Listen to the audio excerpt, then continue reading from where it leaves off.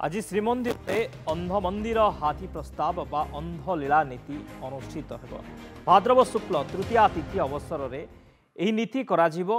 महाप्रभु श्रीकृष्ण दृष्टिहीन भक्तर भक्ति रे संतुष्ट होई चक्षुदान करिथिबा बेले एक पराक्रमी उन्मत्त हाथी को विनाश करिवे। श्रीमंदिर रे संध्या आरती बढ़िबा परे दक्षिणी घरु रामकृष्ण रत्नसिंहासन को विजे करिवे। परे महाप्रभुंक ठारु आज्ञामाल पाई महाजन सेवकंक हस्तरे बटमूल निकटरे थिबा पालिंकीरे विजे करिवे। परे विमान बड़ू सेवक माने ठाकुरंकु सिंहद्वार निकटरे थिबा बड़ छता मठ सम्मुख को नियाजिबो। सेठारे पड़िथिबा खट उपरे ठाकुर पालिंकी सहित विजे हेबे। सेठारे अंध मंदिर हस्ती लीला प्रस्ताव आगत कराजिबो।